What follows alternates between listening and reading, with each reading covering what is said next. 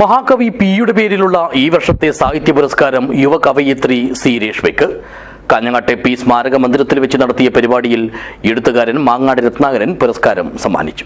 This news sponsored by Bobby Chemmanur international jewellers.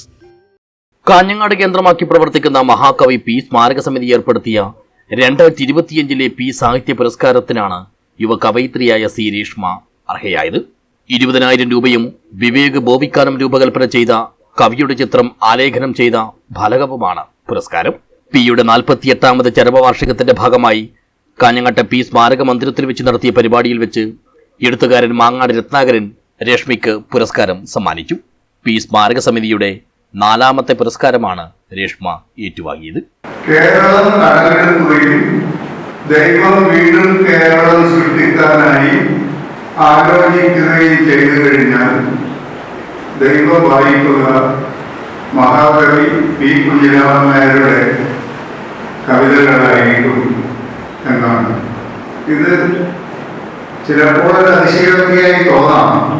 പക്ഷേ ദൈവം വായിക്കുന്നത് കുമാരനാശാന്റെ കവിതകളാണെങ്കിൽ നമ്മുടെ സഹ്യാദ്രി സ്ഥാനങ്ങൾക്ക് പകരം ഹിമാലയ താഴ്വരയും അല്ലെങ്കിൽ അനന്തപുരിക്ക് പകരം ഉത്തരാമത്തിലാവുകയും കടലിൽ പക്ഷെ ഉണ്ടാവുകയില്ല.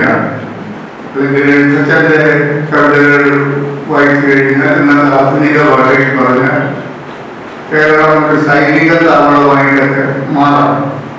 ചടങ്ങിൽ പി മുരളീധരൻ അധ്യക്ഷനായി. പിയുടെ മക്കളായ ലീല ടീച്ചർ, രവീന്ദ്രൻ മാസ്റ്റർ, രാധമ്മ എന്നിവർക്ക് ആദരവ് നൽകി. ഡോക്ടർ പി കൃഷ്ണദാസ് അവാർഡിനായി തിരഞ്ഞെടുത്ത കൃതി പരിചയപ്പെടുത്തി. ലൈബ്രറി കൗൺസിൽ സംസ്ഥാനതല നാടക മത്സരത്തിൽ 2ാം സ്ഥാനം നേടിയ മഹാകവി പി വായനശാല ഗ്രന്ഥാലയത്തിന്റെ നാടക പ്രവർത്തകർക്ക് കുഞ്ഞിക്കണ്ണൻ കക്കാണത്ത് അനുമോദനത്തിന്റെ ഉപഹാരങ്ങൾ സമ്മാനിച്ചു.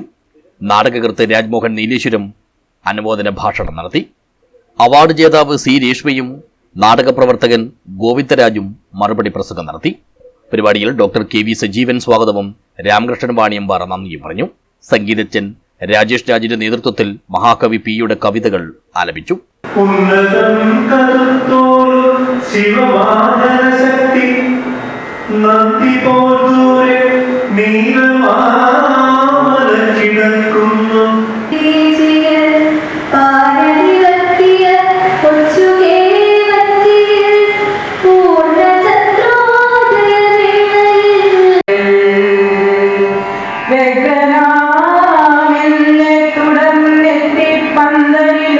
News bureau, Kanhangad.